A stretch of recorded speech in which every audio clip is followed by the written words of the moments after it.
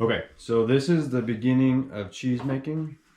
Typically we do cheese when we have too much milk. So you're gonna use about 4.5 to 5 gallons of milk. So that's like 9 to 10 of those jars out in the fridge. So when we start running over on milk, we start making cheese. So the particular recipe I'm gonna show you guys today is white cheddar cheese. So the first part you're gonna do is you're gonna pull the milk out. You're gonna skim it. So we just use like a little 1/8 of a cup scooper. Skim it, dump it into a separate jar. It's great for butter or other things that require that heavy cream. After that, you're gonna go ahead and add it into our pot. I'll show you the pot in just a second. This is a 5-gallon pot. So it's quite large, and then you're going to fill it up to just below where the handles are actually riveted inside of the pot. Then you're going to set the stove on simmer. So I've got mine on like 1.5. You just want it on simmer, and you're going to slowly heat up the contents of the milk until it gets to 86 degrees. And you want to make sure you turn it or stir it rather every 20-25 minutes or so. I've noticed at the very bottom of the pot it's probably about 10 degrees warmer than it is up at the top. So you want the whole contents of the pot to be at 86 degrees, and you also don't want to sear the stuff that's at the bottom, because if you do, then you start destroying the probiotics and those things that are in the pot. Another couple things for cheese making, like when you should start it. So it's not a labor intensive process, but it is a time intensive process, meaning that you have to be home for 8 to 10 hours. So like, for example, this has been on the stove now. It's at 78 degrees right now. We've had it on the stove for about an hour and a half. All we've done is stirred it a few times. So you just got to be able to come back, do stuff, and then you can go carry on about your day. So typically, this works well for me if I'm doing meetings and all the rest of it. I can just come attend to it for a few moments and then go back to doing what I'm doing. The beginning part of the process is very hands-off. Like I said, you just add some stuff, you stir it. It's the second half or the last 2 to 3 hours that require more of your involvement, and we'll obviously get to that in a minute. So I'll just go ahead and show you what we got going on here inside the pot. Just turn you around, and you'll see that inside, just right up to the rivets, we do have this thermometer that works out pretty well. We've just got it wrapped around the handle. And then our thermometer here. So I'm going to go ahead and let this get up to 86, and then we'll carry on with the next step. All right, so our milk is now at 86 degrees throughout. So we just gave it a good stir. Our temp is looking good. So now what we're going to do is we are going to turn off the burner, and then we're going to add in mesophilic culture. So the different types of cheeses have different types of cultures. They have different types of humidities. Like that's how you get different flavors. So you can really do a lot with just very small changes in your recipe. So here I've got this mesophilic culture. So this one is specifically for cheddar. There's also different varieties here. So this just different places you get it from. This particular one is the MA11 direct set culture. So like I said, you can look up a whole host of varieties of changes and all the rest of it. So what I did is I've gone ahead and cut the little packet that's inside. You just need one packet. If you are using pasteurized milk, you need 2 packets, I believe. So you can make cheese with pasteurized milk, but you cannot make it with pasteurized milk. So I'm going to go ahead and I'm just going to add in the culture and then just kind of sprinkle it all around. I'll show it in a second to you in the camera, and you're just going to let it sit. So I'll just make sure you get as much of it as you can in there. You're just going to let it sit. So again, it's on the burner, still on the burner, but it's off. Just added the culture, and then you want to let it sit, because what it's doing right now is it's hydrating, and if you were to stir it right away, I guess that the culture starts clumping, and you don't want that. So I'll go ahead and turn you around. So we've added it in there. And give it about 10 more seconds here.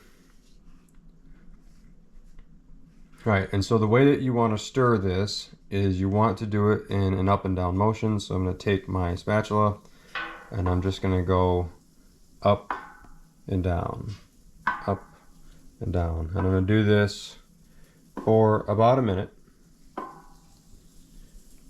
Just make sure that you've mixed in the stuff on the top really well. And then all you're gonna do is you're just gonna let it sit. So it's gonna sit for about 45 minutes to an hour. The great thing about this process is when I first did this, I was very strict to just be like right on the dot, on the money, as far as timing goes according to the recipe. However, I have found that it's pretty flexible. The most important thing is to not let it get too dry at the very end, you'll see what I mean, but then also to not let it get too hot. So if it gets too hot, then you could, like I said, kill the bacteria that's in there that's supposed to be in there, or scorch the milk, and you don't want to do that. If it sits a little extra longer, it just tends to get a little cooler, which is okay. You can always bring it back up to temp if you need to. So I've stirred that enough. So now I'm gonna do is I'm just gonna go ahead and cover it up. And then I am gonna come back in about 45 minutes. All right, so we've gone ahead and let the mesophilic culture sit for 45 minutes. So now it's time to add the rennet. I always make sure I use real rennet. There's like vegetable rennet and all the rest of it. I don't like to use that, I use real stuff. So what you're gonna do is you're gonna grab a 1/4 cup of cool water and then a teaspoon of rennet. So rennet has to stay in the fridge, make sure it stays in the fridge. So go ahead and add this. So I got a 1/4 cup here, so dump it in.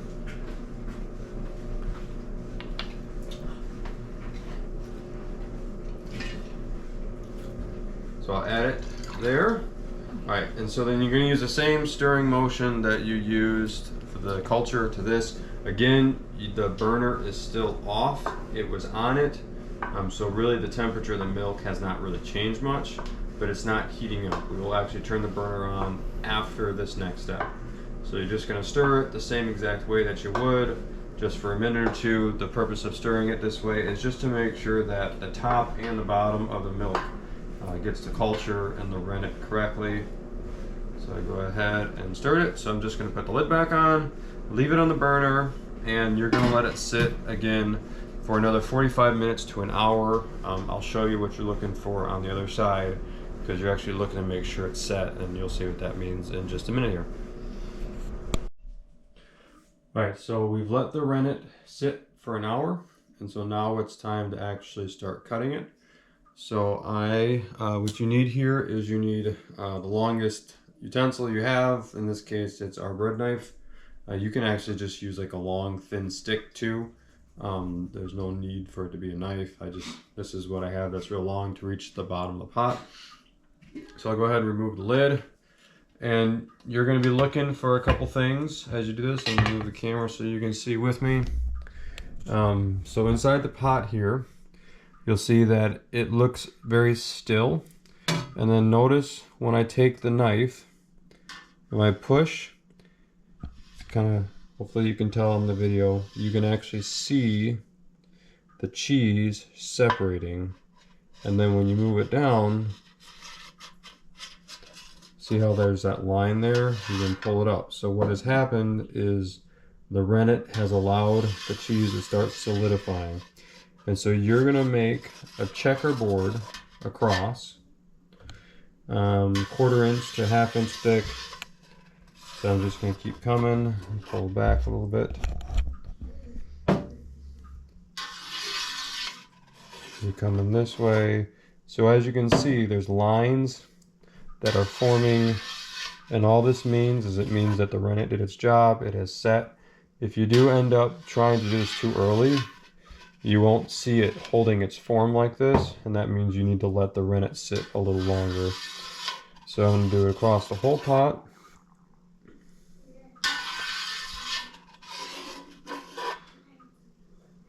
I could have taken the temperature probe out before I started, but that's okay, it's not a big deal. And now I'm going to go this way as well. This does not have to be scientific, but you do want, essentially what you're doing here is you're cutting it into very long columns in the pot. So as you can see, we've got little squares actually starting to form on the top here. So that's good, that means we've let our rennet sit nice and long.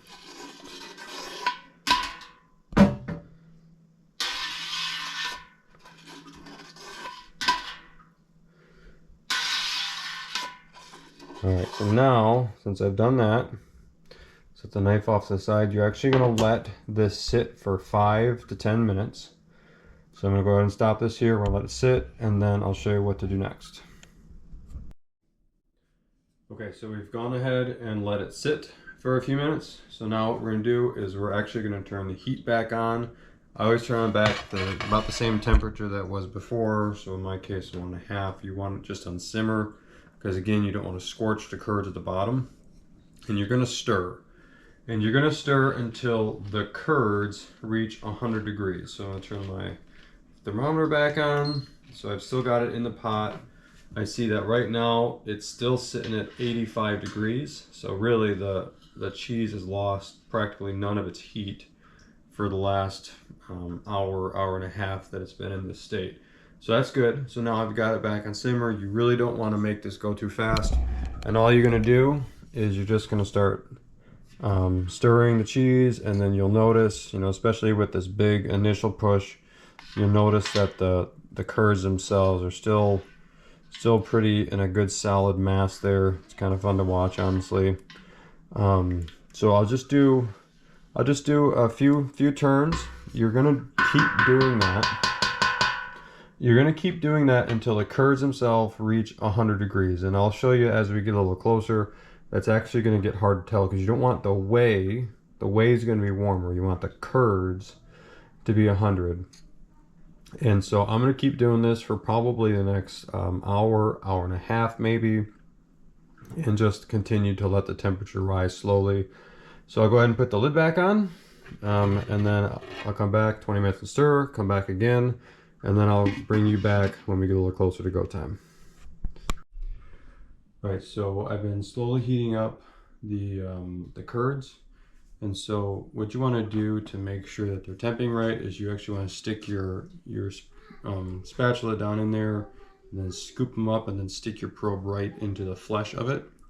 So I'll just kind of show you. You want to grab that clump right there, and then stick the thermometer right into there. So mine is temping good. So now what I'm going to do is the next step is just literally let it sit for 30 minutes, and what that's going to do is it's going to allow all of the curds to drain the bottom, and then we're going to empty the whey. So I'm just going to turn the heat off again, and I'm going to remove it this time from the burner. So just going to slide it on the stove. It's really heavy. Slide it on the stove off. So now it's off the burner. I'm going to put the lid back on, and I'm going to wait 30 more minutes. All right, so it's been about 30 minutes or so.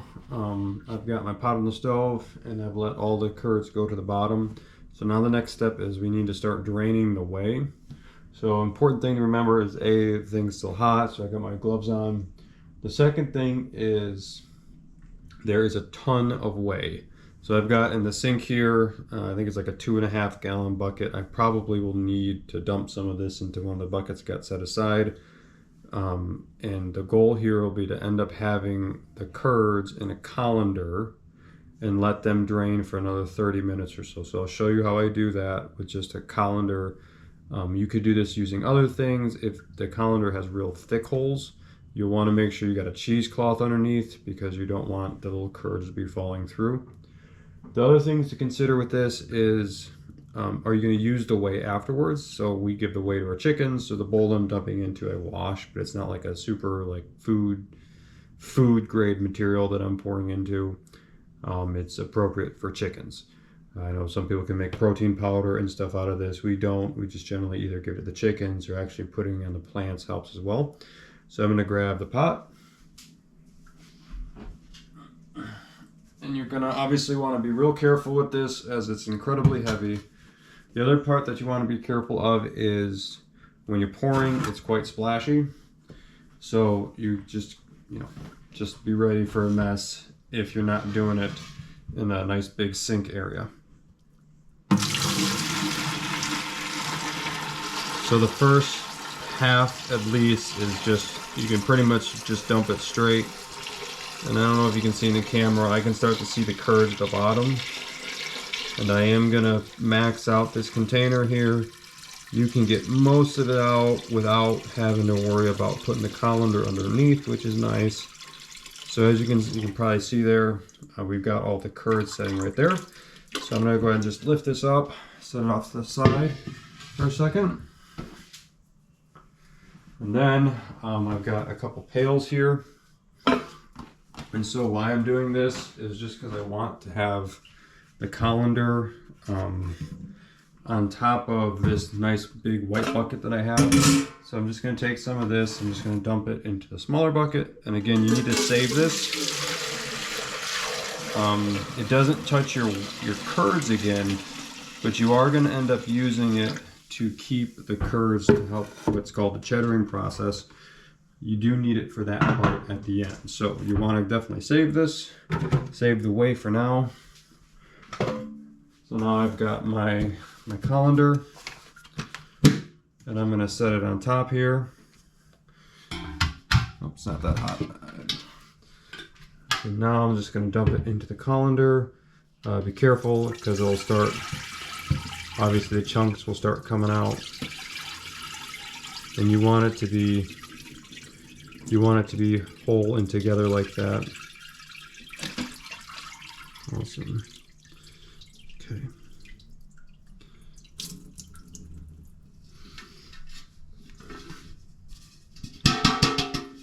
Make sure you get the curds out if you can.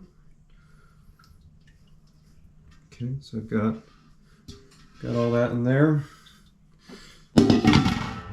Now you just want to strain it out. I need to kind of move the spatula. I just need to kind of move it a little bit because it's not draining out the sides properly. So I'm just kind of moving it. I'll go ahead and show you. So here's my colander, just moving it to get the whey out. You can hear it running down the sides there. Obviously this process is going to change based upon whatever colander you're using. So this is going good. I'm just looking to get most of the moisture. I'm actually going to let it sit in here now for about 30 minutes. So this is looking good. So I'm going to actually just let this sit now. I'm going to take it out of the sink and just let it sit for about 30 minutes. And by the time you come back, it should look nice and drained and matted, and I'll show you the next step after that.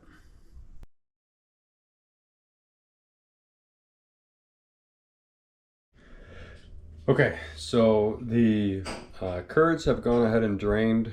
Just make sure they're draining well. I noticed that mine weren't draining that well, so I actually had to do a little bit longer. You don't want any sitting water on them. And so what I've gone ahead and did is I took the whey and I dumped it back into the pot, just the whey, and I've turned the heat on to low. So the reason you do that is the whey is actually going to be used for the next part, which is called the cheddaring process. And I've gone ahead and used my spatula, and I've just sliced up the whey. As you can see, I've just sliced it up just using the butt of my spatula. And the reason is you want it to be in strips, because you're actually going to take the strips and you're actually going to stack them on top of each other. So I'm just going to make sure that these are nice and separated here, like so. Okay. And then what you're going to do is you are going to go ahead and actually stack these on top of each other. And so this is called cheddaring. So you take this, and they're going to fall apart a little bit. That's okay, not a big deal. And you're going to start stacking the pieces on top of each other. And what's going to happen here is you're going to end up rotating these pieces every 15 minutes. So I've got those stacked on top of each other. This does not look pretty when you do it. Not a big deal. The whole point is to dry it and then to keep rotating it. So now, since I've got it here, what I'm going to do is I'm just going to take this.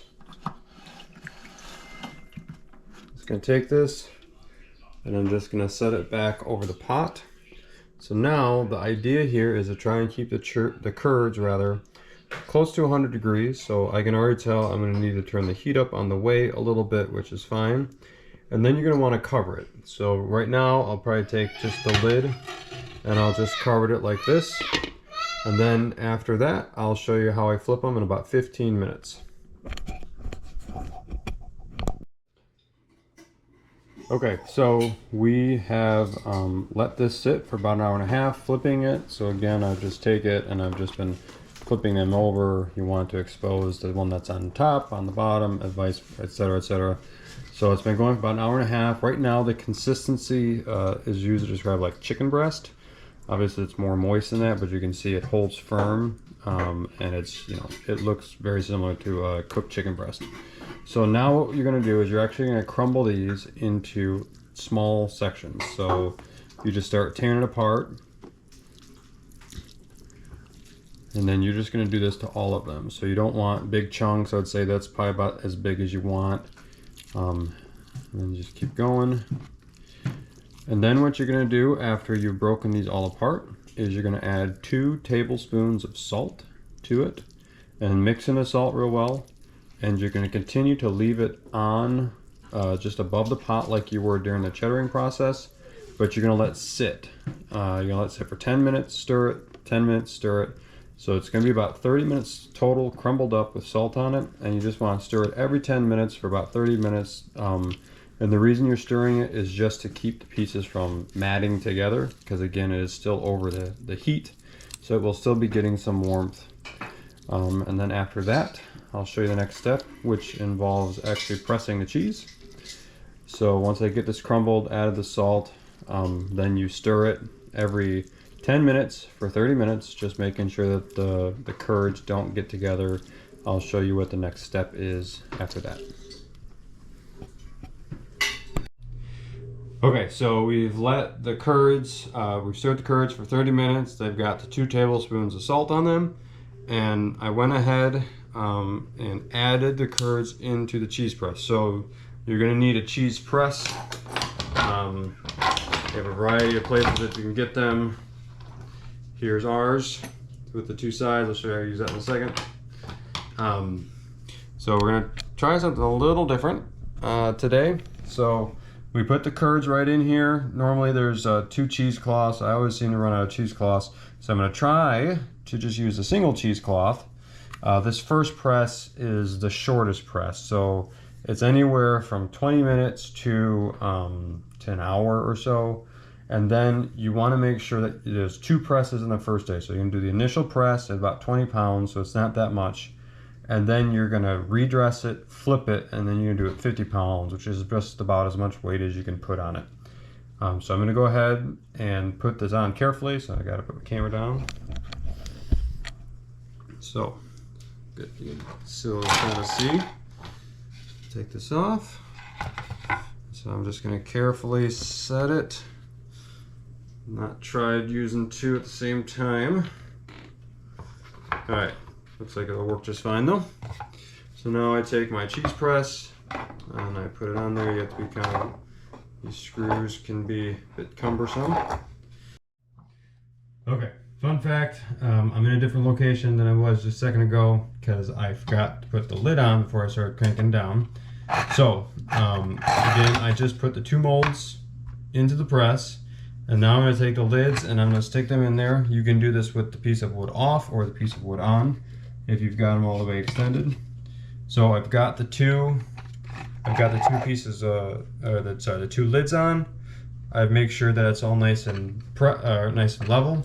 I've got the 4 butterfly screws on, and I'll just kind of get them down to the wood, and then once they're all level, I'll actually start the press process. Alright, so now I'm actually going to push down, and it's about 20 pounds of pressure, this initial one, so it's not too much weight, but it is enough to start seeing some juices at the bottom. The whole purpose of what you're doing here is to get the moisture out, and then have the curds actually start holding their form. So they do have fancier presses that have the actual how much weight you're putting on top of them. I don't have that, but this works out just great. So again, you don't press too hard. You're going to hold this for about 20 minutes to an hour, and then after that, I'll bring you back together, and what we'll do is we'll redress and flip it.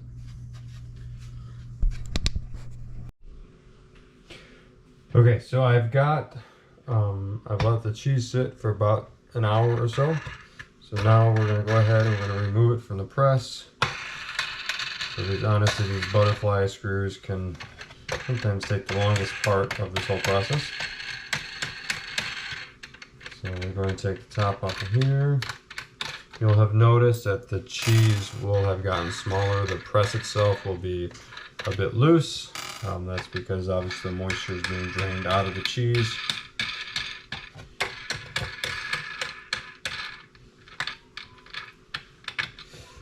So we've got, take the top off, and you'll see that there's a lot of moisture now at the bottom. I've got a little paper towel here just off to the side. I'll just try to gently dump some of that just to try and keep it from getting on the counter. Looks like the cheesecloth was able to absorb most of it, which is good. A little bit came out, but not a ton. All right, so now I'm gonna actually take the cheese out. I'll try to show you exactly what it's gonna look like. So it's gonna have a form to it, but you're still gonna see the individual curds.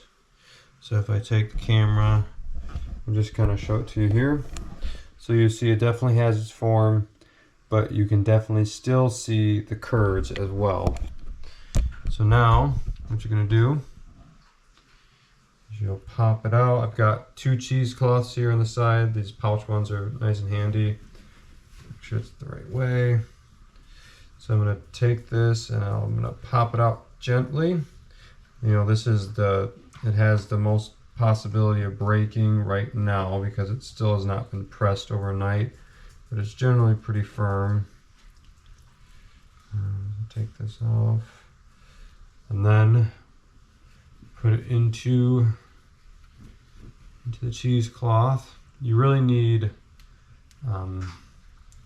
4, 5, 6 even cheesecloths, because for example I'm gonna have to wash the one that I used. I'm gonna have to wash it tonight and get it ready for use tomorrow night, because this will have to be flipped and dried again tomorrow. So I've got the cheesecloth on. Try and get it as tight as you can, and then you're just going to set it back in. You're going to turn it and set it back into the press, into the mold. And now I'll go ahead and do the other one.